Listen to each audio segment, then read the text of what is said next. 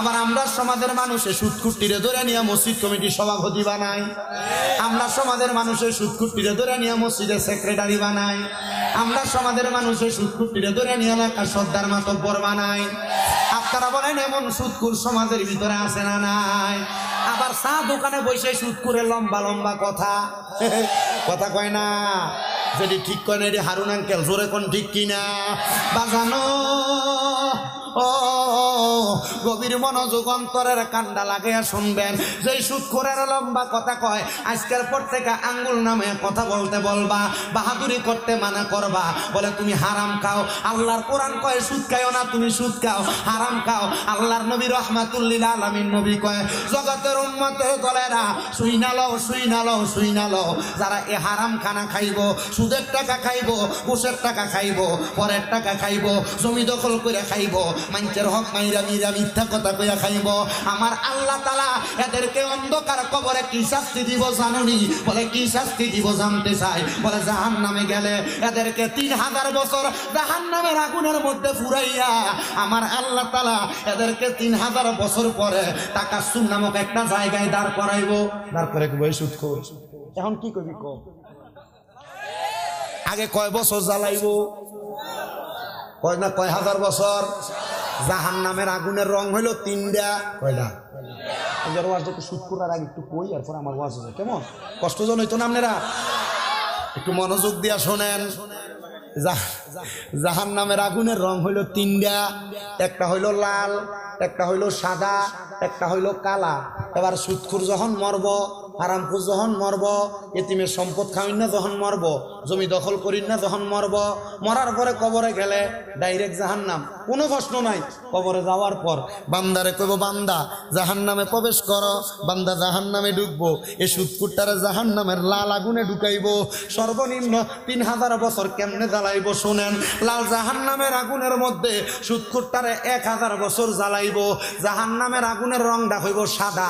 এবার আরো 1000 বছর জ্বালাইব, জ্বালানোর পরে জাহান্নামের আগুনের রংটা হইব কালা, আরো 1000 বছর জ্বালাইব। এবার 3000 বছর জ্বালাইয়া তাকাসসুর নামক জায়গায় দাঁড় করাইয়া বান্দারে 3000 বছর পরে কইবে এবার কথা বলো কি বলবা? বান্দা এবার মাফ চাইতো না, বান্দা কইব আল্লাহ 3000 বছর জাহান্নামের আগুনে পুরার কারণে আমার বড় পিপাসা লাগছে গো আল্লাহ, আমার বুকটা পর্যন্ত শুকিয়ে গেছে, একটু পানি নি দিবা, আমি একটু পানি খাইতাম, আমার কলজাটা ঠান্ডা হইতো। আমার আল্লাহ পাক রব্বুল আলামিনের আযাবের ফেরেশতারা বলবো এ বান্দা পানি খাইতে যাও, দুনিয়াতে তো হারাম করে হারাম খাইছো, সুদ ঘুষ খাইছো, পরের হক মেরে খাইছো, এখন কি লাগে পানি খাইতে চাও? সাহাবায়ে কেরাম কই নবী গো এই হারাম করতে কি আল্লাহ পানি দিত না? নবী কয় অবশ্যই দিব। নবী কেমন পানি দিব? আমার নবী কয় হারাম করতে যে পানি দিব, এই পানি দুনিয়ার মিনারেল ওয়াটার না, এই পানিটা হইল অন্য জাহান্নামীরারে জাহান্নামের আগুনের ভিতরে যে জ্বালাইবো আর ফুরাইবো, এদের রক্তফুস গুলাতে মাটির ভিতরে পড়বো, এই রক্তফুস গুলারে আমার আল্লাহ হারাম করে রে পানি হিসেবে দিব। সুদ করে না শোনো, কবরে গেলে পানি পাইতা না, রক্ত আর ফুস পাইবা। ঘুষ করে না শোনো, পরের হক মেরা খাওয়াইনারা শোনো, কবরে গেলে পানি পাইতা না, রক্ত আর ফুস পাইবা। দুনিয়ার পানির ভিতরে একটা মশা যদি পইরা যায়, পানিটারে ফালাইয়া মগটারে ধুইয়া তারপরে পানি খায়, কিন্তু ওই মগটা ধোয়ার কোনো সুযোগ নাই। এই মগটা কিন্তু দুনিয়ার কাছের মগ হইতো না, এই মগটা কিসের মগ হবনি? এই মগটা হইব হাদিস শরীফ বর্ণনা করে বলতেছে একটা গরম লোহার মগ দিব, গরম লোহা। কি কি কি জোরে কন্যা কি গরম? দেখবেন আপনাদের কাশি আছে না, কাশি দাঁড়াইতে যান না আল তোলাইতে, দেখবেন এটার গোড়াটারে ডাক্তার লাগানোর সময় আগুনে ফোরাত দিলে কাশির গোড়াটা একবার আগুনের কয়লার মতো লাল হয়ে থাকে না? এই সুদখোরের যেই গ্লাসটার মধ্যে মগদার ভিতরে করে পানি দিব, কালকে সকালে আমার এই সুদখোররা কি গেলেন না গেলে আর কইব তার কেডা দাবার দিস, কুমিল্লাতে ধরে লইছ, আমরা বাহনের লেগে আনছ, হক কথা তিতা লাগবাল হাক্কু মুররু নুসিত কথা তিতা। ও সুদখোরেরা শোনো, আমি চাই না তুমি সুদ খেয়ে জাহান্নামে দাও। আর এখন তো আর বেড়াইতে সুদ খানা, এখন সুদ ঘুরে গেছে গা, বাড়িতে বাড়িতে বেরিয়েতে সুদের ব্যবসা করে। কথা বলেন ঠিক কিনা? বেটা কোনো কাজকর্ম করে না, এবার সাধনে বয়ে বয়ে খা। এবারে যদি জিজ্ঞা কাকা চলেন কেমনে, ও চলতাম পারি না তো, তো শাশি মাঝে মাঝে বার বেরতে কিছু আনি দিয়ে চলি। চাচা চান না 10,000 টাকা চাচির কাছে আসেনি হাওলাত ক তো চাচির কাছে তো তার কোনো টাকা পয়সা নাই, তো তার বইনে তার 1 লাখ টাকা দিছিল 4 লাখ খাইবার লাগিয়া। এ বেডি এটারে এখন সুদে লাগায়, কথা কন না কেরে? আমার এই দিলালপুর এলাকার শাহনগর এলাকার পর্দার অন্তরালার মা বোনেরা গো, সোশ্যাল মিডিয়ার মাধ্যমে দেখনেওয়ালা দেশ বিদেশের মা বোনের একটু মনোযোগ দিয়া শোনো। আমি চাই না তোমরা মারা দোজকে যাও সুদ খাইয়া, আমি চাই না তোমরা বাবারা দোজকে যাও ফরের হক খাইয়া, আমি চাই না তোমরা বাবারা দোজকে যাও মানুষের মিশা কথা কইয়া ওজনে কম দিয়া, আমরা চাই না তোমরা দোজকে যাও ক্ষেতের একাইটা লাইল দিয়ে সাইরেন গুল বানাইয়া। আসিনি বন্ধুরে, ওই হারাম কর্তিরে যেই মগদার ভিতরে করে পানি দিব, এই মগদা লোহার গরম মগ হইব, এই মগদা লাল হইয়া থাকবো, এটার ভিতরে রক্ত বুঝ দিয়া কইব বান্দা খাও, তখন বান্দা কইব আল্লাহ খাইতে পারবো না, বলে কেমনে খাইবো, এটা রক্ত আর বুঝ এটা কি খাওয়া যায়নি, বান্দা পানির এমন পিপাসা লাগবো বান্দারে বলাও লাগবে না, এটা নিয়ে মুখের ভিতরে ঢালবে, বান্দা রক্ত পুষগুলা খাইবো। কিন্তু বান্দা কেমন অবস্থা হইব জানো ইয়া রাসূলুল্লাহ, কেমন অবস্থা হইব? আমার নবী বর্ণনা দেয় এই রক্তপুষগুলা খাওয়ার সাথে সাথে তার পেটের নারী বুড়িগুলা উতরাইয়া তার পায়খানার রাস্তা দিয়া বাইর হইব।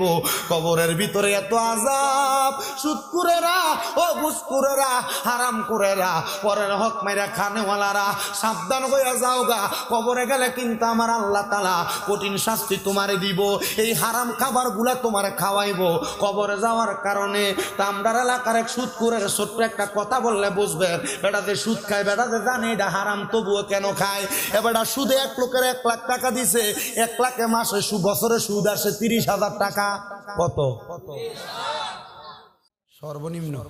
ভাই সাহেব আপনারা যদি কথাই কন আপনারা ওয়াজ করেন, এবারটা জানে সুদ খাওয়া কি হারাম। আমার কাছে যে বেটা সুদে টাকা লইছে হ্যাঁ আইছিল, কাকা ইয়া আমি আমার জায়গাটা বেচে লাইতাম, আপনি যদি আমার কিছু টাকা দেন জায়গাটা বেচে লাইলে ইয়া এরপর আপনার টাকাটা দিয়ে দিতাম। বললাম কি রে কাকা? ক কাকা ইয়া সুদে যে টাকা লইয়া ব্যবসা বাণিজ্য করছি, সুদ করে টেহা দিতাম পারি না। আমি কইলাম তো কাকা হেতা আমার কাছে ফাই তো 1 লাখ, মানে এটা 5 বছরের সুদের টেহা মিলতে মিলতে আমার কাছে ফাই 2.5 লাখ, 1.5 লাখ 5 বছরের সুদ। আমি কইলাম তুই কাকা তারা কইছি ঠিক আছে 2.5 লাখ নিস না, আমার তো 2 লাখ টিয়া নেই। আমার কিতা উত্তর দিছে জানে না, কি কইছে? কতে আমার কইছে সুদ খানার কারণে কবরে যে আল্লাহ আমারে ফিটবো, আমার কি একটা বাড়ি কমাই দিব, তাহলে আমি টিয়া নিতাম কম কি লেগে তোর থেকে। আমি কইলাম আপনি তারা কিছু কইছেন না? ও কিতা কইতা? আমরা এলাকার চেয়ারম্যান আছি, তো চেয়ারম্যানের কাছে এক ভেটি বিশাল লইয়া গেছে, চেয়ারম্যান সাহেব এলো নিশ্চয় এমন আমরা এলাকা তো মুখ মইনা, আমরা এলাকার থেকে সুদে টিয়া নিছিল আমার থেকে 5 লাখ, এখন আমার টিয়া দেয় না। তো চেয়ারম্যানে বেটির উত্তর দিছে, শোনেন এই বেটার 5 লাখ দিচ্ছেন না, 5 লাখের সুদ মাস বছরে কত? কজুর চেয়ারম্যান সাহেব 30,000 করে হিসাব করলে 3 5 15 1.5 লাখ টিয়া। কয় বছর হয়েছে দেয় না? কজুর 3 মাসের কথা কয়ে নিয়া, এখন আমার 6 মাসের কথা কয়ে নিয়া 2 বছর হয়ে গেছে দেয় না। তাহলে তো আপনি ব্যবসার উদ্দেশ্য দিচ্ছেন, মানে লাভ হইব। তো ব্যবসার ভিতরে তো লাভ লস আসেই, এটা আপনার লস হয়েছে আর কি। চেয়ারম্যান সাহেব লাভ তো দেয় না, আসলে দেয় না, ব্যবসার ভিতরে তো মাঝে মাঝে লসটা লইয়া, মানে যেটা পুঁজি ব্যবসাটার পুঁজিটা তো লইয়া আম জানা লস হয়ে গেছে। কি বিচার হয়েছে? কথা কন না কে রে? কি বিচার হয়েছে? গভীর মনোযোগ দেন, যে তো উচিত বিচার হয়েছে আপনারাই বলছেন। এবার আপনারা বলেন, আল্লাহর কোরআন কয় সুদ খাওয়া হারাম। কি সুদ খাওয়া হারাম? কেউ যদি বলে আমি জানি না, এমন কোন সুদখোর নাই এটা হারাম জানে না, সে জানে তবুও জান না খায়। আল্লাহর নবী কয় কেউ যদি হারাম দ্বারা হারাম জান না খায় তাহলে এটা কুফুরি।